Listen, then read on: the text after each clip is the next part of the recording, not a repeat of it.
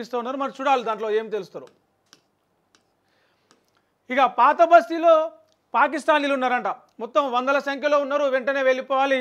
ఈరోజే ప్రకటన చేసి రేపటి వరకు వెళ్ళిపోవాలి. ఎవరైతే కొంత మెడికల్ అంటే ఆరోగ్య సమస్యల మీద ట్రీట్మెంట్ కోసం వచ్చిర్రో వాళ్ళకి ఇంకో 2 రోజులు 28 వరకు అంటే రేపటి వరకు మిగతా వాళ్ళందరూ కూడా వాఘా బార్డర్ ద్వారానే వెళ్ళిపోవాలి. అట్లా వెళ్ళిపోతేనే ఎంతమంది పాకిస్తానీలు ఇండియాలో ఉన్నారు వాళ్ళని అక్కడ దేశం దాటి పంపించేసిన మన దేశంలోకి వెళ్ళి అనేది లెక్కలోకి వస్తుంది. కాబట్టి ఎంతమంది ఉన్నారో వారందరూ కూడా ఇమ్మీడియట్లీ వెళ్ళిపోవాలని చెప్పేసి కేంద్ర హోంశాఖ ముఖ్యమంత్రులకు ఫోన్ చేసి ఒక హెచ్చరిక ఒక వార్నింగ్ లాంటిది జారీ చేసింది. అదే మన తెలంగాణలో కూడా తెలంగాణ ముఖ్యమంత్రితోని కేంద్ర హోంమంత్రి అమిత్ షా మాట్లాడిండు. వెంటనే పాకిస్తానీలు ఎవరైతే ఉన్నారో హైదరాబాద్లో తెలంగాణలో వారందరినీ పంపించేయండి అని చెప్పేసి. ఒక హైదరాబాద్లోనే దాదాపు 208 మంది పాకిస్తానీలు ఉన్నారంట. అందులో రకరకాల కారణాల ద్వారా రకరకాల పరిస్థితుల ద్వారా వచ్చిన వాళ్ళు కొంతమంది, అయితే ఆరోగ్యం సంబంధించి ట్రీట్మెంట్ కోసం వచ్చిన వాళ్ళు కొంతమంది. కొన్ని ప్రాంతాల్లో వాళ్ళు ఉండిపోయి ఇక్కడ స్థానికులతో కలిసిపోయి కొన్ని చట్ట వ్యతిరేక కార్యకలాపాలు, దేశానికి సంబంధించిన ప్రభుత్వానికి సంబంధించిన వ్యతిరేక కార్యకలాపాలు చేస్తున్నారని చెప్పేసి ఉంది. దాంతోపాటే ఎక్కడ హైదరాబాద్లో తెలంగాణలో దేశంలో ఎక్కడ బాంబు దాడులు, ఉగ్రవాదుల కదలికలు, ఉగ్రవాదుల దాడులు జరిగినా ఇక్కడ ఎవరైతే కొంతమంది ఉంటారో వాళ్ళకి ఆ ఉగ్రవాదులతో లింకులు ఉన్నాయని చెప్పేసి వచ్చిన చాలాసార్లు బయటపడింది. సో ఈ పహల్గాం దాడుల ఉగ్రవాదుల దాడి ఆ ఘటన తర్వాత కేంద్రం కొంచెం సీరియస్గా దృష్టి పెట్టింది. అందరినీ పంపించేయాలని చెప్పేసి ఇప్పుడు హైదరాబాద్లో ఉన్న వాళ్ళని కూడా పంపించబోతా ఉన్నారు. ఏప్రిల్ 27 తేదీతోటి వీసాలు రద్దు అవుతాయి. మెడికల్ వీసాలు ఏప్రిల్ 29 వరకు రద్దు అవుతాయి. ఏప్రిల్ 30 వరకు వాఘా బార్డర్ ఓపెన్ ఉంటుంది. ఈ 3 రోజులలోనే 27 తారీఖు నాడు వరకల్లా మామూలు వాళ్ళందరూ వెళ్ళిపోవాలి. 29 వరకు మెడికల్ వీసాలు ఉంటాయి, వాళ్ళు వెళ్ళిపోవాలి. 30 తారీఖు తర్వాత వాఘా బార్డర్ బంద్ చేస్తారు. బంద్ చేసిన తర్వాత ఇక్కడ ఉంటే వాళ్ళకి సంబంధించిన ఏదున్నా కూడా చర్యలు తీసుకుంటామని చెప్పేసి కొంచెం గట్టిగానే నిన్న డీజీపీ అయితే జితేందర్ ఒక వార్నింగ్ అయితే చేసి చట్టపరమైన చర్యలు తీసుకుంటాం అక్రమంగా పాకిస్తానీలు తెలంగాణలో ఎవరు ఉన్నా అని చెప్పేసి. సో 208 మంది పాకిస్తానీలను ఇప్పటికే గుర్తించి వీరందరూ 2 రోజుల్లో ఎట్లా వెళ్ళిపోతారు, వాళ్ళని ఇప్పటికే స్పెషల్ బ్రాంచ్ పోలీసులు కూడా రంగంలో దిగురు. ఎక్కడెక్కడ ఉన్నారు, ఎవరెవరితో సంబంధాలు ఉన్నాయి, వాళ్ళు రాష్ట్రం విడిచిపెట్టి వెళ్ళిపోయేందుకు వాళ్ళని గుర్తించి వీళ్ళే పంపిస్తారా, వాళ్ళంతా వాళ్ళు వెళ్ళిపోయేలాగా అవకాశం అయితే ఇచ్చారు. మరి చూడాలి.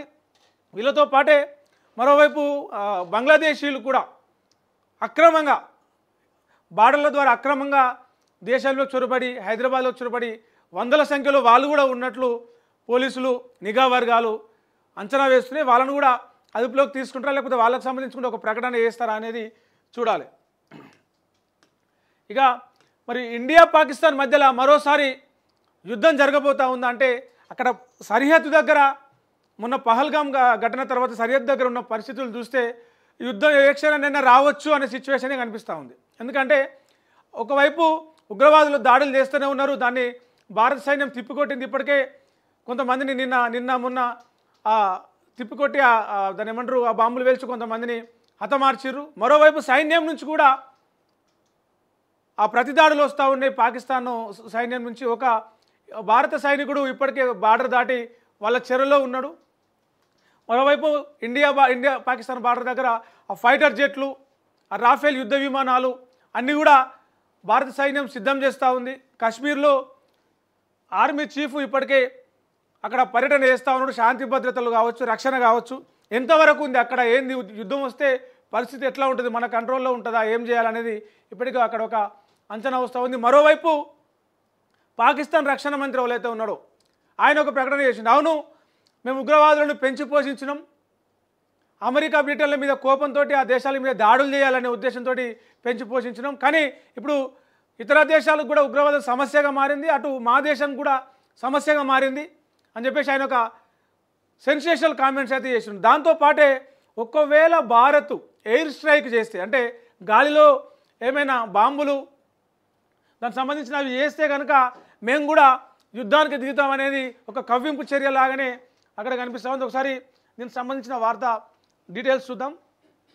పహల్గా ఉగ్రదాడిపై అగ్గి మీద గుగ్గిలమవుతున్న భారత్ పాక్పై ముప్పేట దాడికి దిగింది. ఇప్పటికే పాక్పై పలు ఆంక్షలను విధించిన కేంద్రం తాజాగా యుద్ధం తప్పదన్న సంకేతాలు ఇచ్చింది.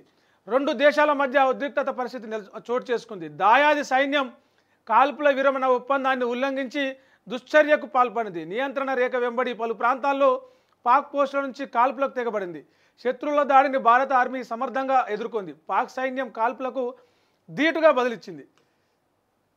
గురువారం రాత్రి నుంచి ఈ కాల్పులు మొదలైన ఈ కాల్పులు ఇప్పటి వరకు ఎలాంటి ప్రాణ నష్టం జరగలేదు, ఎవరికి గాయాలు కూడా కాలేదు. కానీ కాల్పుల విరమణ ఒప్పందం ఏదైతే ఉందో అది వాళ్ళే ముందే పాకిస్తానే దాన్ని ఉల్లంఘించి మన ఆర్మీ పోస్టుల నుంచి భారత సైన్యం వైపు కాల్పులైతే జరిపింది. మరోవైపు జమ్మూ కాశ్మీర్లో బందీపురాలో ఎన్కౌంటర్ జరుగుతుంది. కుల్నార్ బజీపురా అనే ప్రాంతంలో ఉగ్రవాదులు ఉన్నారని చెప్పేసి నిఘా వర్గాలకు సమాచారం అందింది. భద్రతా సిబ్బంది అక్కడ భద్రతా దళాలు కూడా రంగంలో దిగి చెక్కింగ్లు చేస్తూ ఉన్నారు. జవాన్లను చూసిన ముష్కరులు ఉగ్రవాదులు ఎప్పుడైతే సైన్యాన్ని చూసిరో కాల్పులు చేసిరో వాటిని వెంటనే వీళ్ళు కూడా సైన్యం కూడా ఎదురుకాల్పులు దిగింది. అక్కడ ఎన్కౌంటర్ వాతావరణం అయితే ఎదురుకాల్పులు అయితే జరుగుతూ ఉన్నాయి. ఈ సిచ్యువేషన్లు అక్కడ ప్రస్తుతం కాశ్మీర్లో ఉన్న ఈ టైంలో భారత సైన్యాధిపతి జనరల్ ఉపేంద్ర ద్వివేది కాశ్మీర్కి వెళ్ళారు. శ్రీనగర్, ఉధంపూర్లలో ఆయన పర్యటన చేస్తారు. కాశ్మీర్ లోయలో ఆర్మీ కమాండర్లు, ఇతర భద్రతా ఏజెన్సీల ప్రతినిధులతో ఆయన మాట్లాడి ఎట్లా ఉంది సరిహద్దుల వద్ద పరిస్థితి ఎట్లా ఉంది, సైన్యం ఎంత అలర్ట్గా ఉంది, యుద్ధం కనుక వస్తే యుద్ధ వాతావరణం కనుక ఉంది, ఇప్పుడు ఉంది యుద్ధం కనుక వస్తే మన వైపు ఉన్న ఆయుధ సామాగ్రి అలర్ట్నెస్ ఎంత ఉందని చెప్పేసి ఆయన భద్రతా దళాల ఇన్ఛార్జ్లతోటి మాట్లాడి దానికి సంబంధించిన ఆయన ఇదైన. మరోవైపు పాకిస్తాన్పై వైమానిక దాడులు చేసేందుకు కూడా రాఫెల్ యుద్ధ విమానాలను ఎయిర్ ఫోర్సు సిద్ధం చేస్తూ ఉంది. ఇప్పటికే మాక్ డ్రిల్ కూడా నిర్వహించింది. మరోవైపు ఆ సింధు జలాలు ఏవైతే ఉన్నాయో పాకిస్తాన్కు మన దేశం నుంచి వెళ్ళే నీళ్ళ వాటా సింధు జలాలను కూడా కేంద్రం భారత ప్రభుత్వం ఇప్పటికే ఆపేసింది. దీని ద్వారా సింధు జలాలు ఆపేయడం ద్వారా ఏదైతే కాశ్మీర్లో ఉన్న పంజాబ్ ఉందో పూర్తిగా నీటి ఎద్దడికి, నీటి కరువుకు, నీటి సమస్యకు ఎదుర్కొనే పరిస్థితి ఉంది. పాకిస్తాన్లో మేజర్ ఆఫ్ వ్యవసాయం కావచ్చు, ఇతర పరిశ్రమలు కావచ్చు, ఇతర మొత్తం కూడా సింధు జలాల మీదనే